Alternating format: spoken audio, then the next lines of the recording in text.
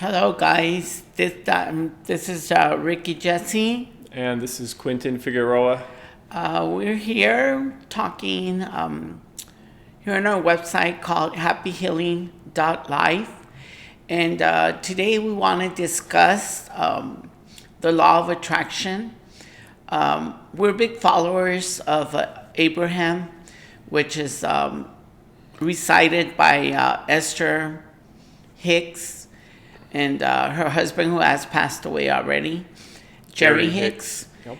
And so we just want to, touch base on some of the things that they talk about, like, the law, the energy that's out there. And by no means are we trying to talk about any type of religion. They don't consider themselves religious. But we believe in it a lot, and it's helped us a lot, and it's given us a lot. And but it's just different things that they talk about that have really come to play into our lives. Yeah. I remember my introduction to it was when you showed me the book, The Vortex, right? Correct. Uh-huh. And that was a pretty interesting book. That was the first time hearing the Abraham stuff, because I came to it from... I was like checking out different videos on YouTube and whatnot with like spiritual stuff, near-death experiences, things like that. And then you introduced me to the Vortex, and you started kind of reading me some stuff from it. And I was like, whoa, this stuff makes a lot of sense. Like, I really like what it's talking about. And like, it was, I don't know, it just rang super true to me. So I was like, I need to hear more of this. I need to get this book. I need to read it. I read that book, and then I started kind of, going through the different books, right? Correct. And the thing about it is, like, we don't want to make you think that we're preaching any type of religion, because we're not. We do come from different backgrounds of religion. Quentin was, I guess, what were you? Christian. And grew up like that. His dad and his mom still are Christians. I grew up... I don't know what I even grew Catholic. up. More Catholic than anything, well, yeah. But they would push some Christianity in there, But not until I found Esther Hicks and the Vortex, amongst other books like Wayne Dyer and many of those great authors, Carolyn Mays, Neil Donald Walsh, and a lot of authors, especially also Marianne Williamson, did I open myself to so much more. And it was just very, very eye-opening for me, especially The Vortex, the book, The Vortex. It talks about how we, whatever energy we emanate to the universe is what comes back to us. So a quick example is like if you want something really bad, what most of us do, we say, oh, I really, really want this. But what we do is instead of making it happen, we think of not having it, so we're pushing it back. It's the energy actually that you put out there that either brings it or just doesn't let it come because of the way you're working your energy. Because they say it's all a vibrational world. And what's your take on that, Quentin? Yeah, I mean, it's like that's kind of their main message, right? They have a book called Law of Attraction, and then even, other books have been kind of written off of that or inspired by it. It's just that we live in a energy-based universe. We live in an attraction-based universe. And so kind of what you put energy on, what you put out there is what you're getting. And it's something to be mindful of, because a lot of times we're creating by default, so we're not actually aware that we're creating, even though we are. So if we're kind of unhappy or we're not feeling that great and we're just kind of going along, we're still creating a vortex. We're still putting this energy out there, and it's all kind of building around that. And it might not be what we want, because we're just not actually thinking about what we're doing. We're not conscious of it. We're not directing our energy. So once you kind of learn that this is a attraction-based universe, you're able to make use of that and use it the way you want. You're actually able to be like, okay, well, and create things. Yeah. You create things. Esther calls them rockets of desire, or Abraham calls them rockets of desire, right? So you create a desire, and then in order to make that desire happen, you put that in the vortex, you put energy on it, you build attraction around it, and then those things start to form, and you actually take kind of charge control of what you're doing now, and you're aware, like, look, if this stuff is going to happen the way I put it out there, well, I might as well put out there what I want. But, might as well. But a point that I want to make, though, is like, keep in mind that even if you put out things that you consider bad things, they're going to be created too.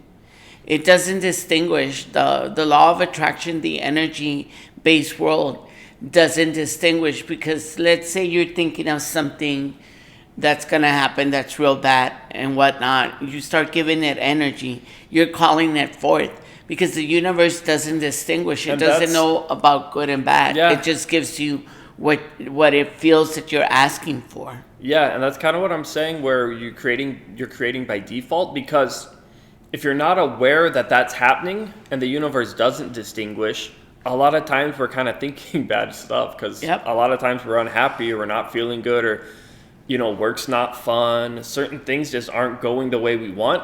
And I guess here's kind of another thing Abraham talks about a lot, is that we so often think that it's the outside world that determines kind of how we feel, but it's actually the exact opposite. It doesn't matter what's going on outside us or around us. All that matters is how we feel. It's us that create the outside world. So how we feel, everything's downstream from that. So, a lot of us get caught up in conditions that happen in the external world around us, right? Somebody is doing this to me and they need to change, rather than saying, I need to change, I need to refocus. Or I need to see it and send out a different energy. Mm-hmm. And that's why I know that throughout the years, recently, it's even more out there about toxic people, which is a very good way of seeing things. We always think like, just because we're their family, we're supposed to put up them treating us bad. And in actuality, when you go into a room full of people, especially in family gatherings, what you see a lot of is like these family members that have done this or that, and that irk you and make you angry. And a lot of times, like, oh, because she's my sister, she's this, she's that, he's my brother, we shouldn't cut them off. And of course, the parents come into play, and they're like, but it's your brother, it's your sister.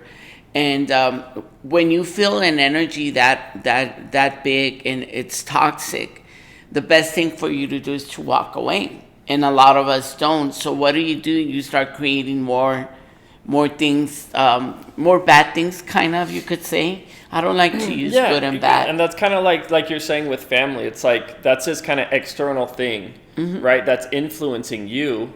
Depending on kind of how close or how far you are from them. Though. Sure. You feel the disconnect. And the universe the law of attraction, the universe gives us that to know. Yeah, and what you're saying, though, which is I obviously agree with, and I think is true, is that you can choose that you don't need to be a part of that. Or you can say, if this thing is not helping me, and this external condition is not something that's serving me, or it's something that's draining me of my energy, it's something that's no longer fun, whatever, then you can actually make a change. And the book Ask and It Is Given that they wrote too, it talks about, creating everything you ask for will be given to you.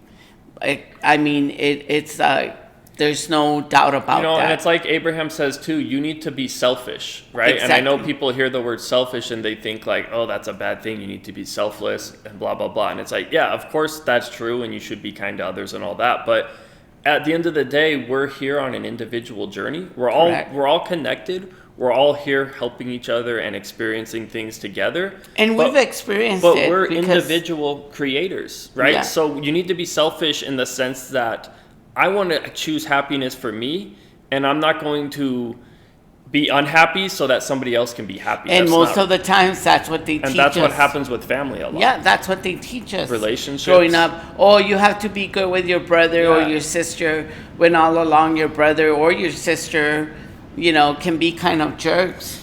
And you continue putting the same way with friends. You need to focus on you first. It's like you're on an airplane and, it's going to crash and the oxygen masks come down. They tell you to put your mask on first because you can't do anything else if you're dead.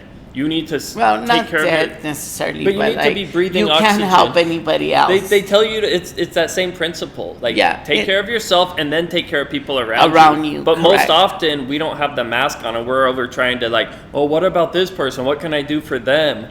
And you're hurting yourself. And the biggest people that make us feel guilty are our parents and family. Yeah, but mostly the parents always are like, oh, well, we want you to be this, and when you say no, I don't want to study that, or I don't want to do that, they right away go, but the buts are always not good. A lot of people go through it. I mean, any religion, any culture, like everybody, correct. Most people kind of go through this, right? And it's you need to realize I'm most important right now. I need to take care of myself and focus on me. I can't go around serving others my whole life. So I guess the biggest thing out of this, and we'll be doing hopefully weekly shows regarding this with many topics, and it's helped us get a lot of what we want in life. We're able to get different things, our house and all this, and it was all because we kind of self-created it by following the principles of law of attraction, but mostly by following Esther Hicks. I mean, I've been following Esther Hicks for 20 years. Yeah, I'd say it's by following spiritual teachings, and I'd say Esther Hicks and that material is probably the one we like the most. Yeah, I mean, we like all of them. We like all of them. It's spiritual teachings in general, obviously, but Abraham Hicks, it's a great one, and we really enjoy that stuff. And it's just crazy because it really comes down to a lot of the times the let go, let God. Excuse me. Yeah. The let go, let God saying. Esther Hicks kind of follows that. You want something, you put it out there, and you let the universe bring it. And a lot of the times, after it brings it to you, you kind of don't want it. It's that thing that sometimes it's the journey that's the kind of the interesting fun part, and then once you actually achieve something, it's kind of lost its fun, or it's now what, And another thing that me and you have talked about a lot is the simple fact that, I've always told you, I wish more people that we know, some family members, would follow what we follow, because it's been so great to us. And I guess to that point, which you bring up a lot, is a lot of people will kind of talk about their religion to you and kind of force it on you, right? Or kind of be like, look, this is what I believe, listen to me. But then they're not open to listening, obviously, to what you have to say, or they don't want to listen to we don't even try. So it's just, it is what it is, but... We don't even try with people anymore. Yeah. I mean, because it's just if it works for me, it's going to work for me, and I'm going to be selfish enough to say it works for me. And people have told us, well, you guys have all these things or whatnot. And it's and if they're open to listen to what we believe in, we'll say something about it. But if not, we just don't even bring it up. Because another thing is like me, I've been following Esther Hicks probably for 20 years already. I don't even know how long. And it's helped me, it's given me so much. And I'm not saying, because, I'm out there giving money or whatnot. It's just that when you change your thoughts, what you put out there, the way you vibrate and the energy you put out there, it's what brings you what you really want or what you need. Well, yeah, it's like a practice or like a ritual or like a lesson, maybe. It's just something you do daily, you work towards, you'll catch yourself like thinking Correct. a certain way, and you'll be like, well, I know better than to do that now, so I'm not going to do that. And you just keep kind of taking little baby steps towards moving in a direction that is kind of like beneficial and right, or at least useful. So you do that little by little, and then eventually you realize like, wow, I'm kind of like a changed person in a lot of ways. I'm actually now like I have momentum behind me. Correct. I'm actually seeing things happen, like even like everyday stuff. Like something good might happen, and you'll instantly recognize it as like you creating that, and now you being able to recognize that the universe or source sent it to you. You're able to actually live kind of more connected, where you see these things aren't just random. This is actually the manifestation of something I put out there, and now here it is, and here I am receiving it. And one of the things that brings you close to it is appreciation. When you appreciate things, like, I know this is gonna sound very Pollyanna, but like when I wake up in the morning, I like look outside and I thank everything that I see. Like, I appreciate the trees. I appreciate everything that I see. I appreciate my sofa, my bed, my pillows. And you get into that momentum where you just start putting all that out there, the energy of how you feel. And a lot of people, a friend of mine told me, but that's so hard and this and that. I go, no, it's hard because you have made it hard for so many years. Anything new kind of can be hard. It's like anything that you start out on, it's going to be different and hard. It's like, but you work with it. You start, enjoying it. You take and steps. It just becomes part of your life. Absolutely. Which it has become part of our life. Like anything else. And, and of course we get up and meditate and whatnot. And, meditation is a connection. But we're not pushing anything on anyone or trying to tell you, oh, you guys need to do this, because if not, I recently just met up with someone at another friend's house, and the lady, I hadn't even known her for 5 minutes, and she started throwing religion on me and why I'm gonna be like, I'm gonna not go to heaven, and I just listened to her. I had no opinion, because I'm not gonna get into it about, oh no, I don't believe like that. But she was just hardcore, throwing everything on me that I have already heard for years. And rather than discuss, and I've learned not to do it, and it's all because of the teachings of Abraham. Just walk away, just like, why do you want to go into an argument with someone when you're never going to win, and you already have your own beliefs and it's worked for you? It's like, it's not worth it. But before, if you would have told me, I probably would have gone into an argument with the lady and about, the different religions. Yeah. It just doesn't work for me like that anymore. It's all about what I believe, and I'm selfish enough to be like, this is what I believe, and if you don't believe what I believe, I'm not going to argue with you. That's the same way with you. Yeah. Right?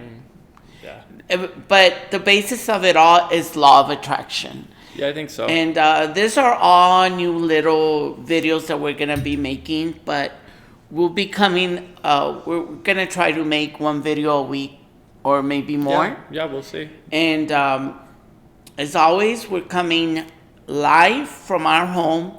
I'm Ricky Jesse. Yeah, Quentin Figueroa. And thank you for listening to us. We'll talk to you, or if you have any comments, please feel free to comment on our channel. Yep. Thank you. Bye-bye. Have a good day. Bye-bye.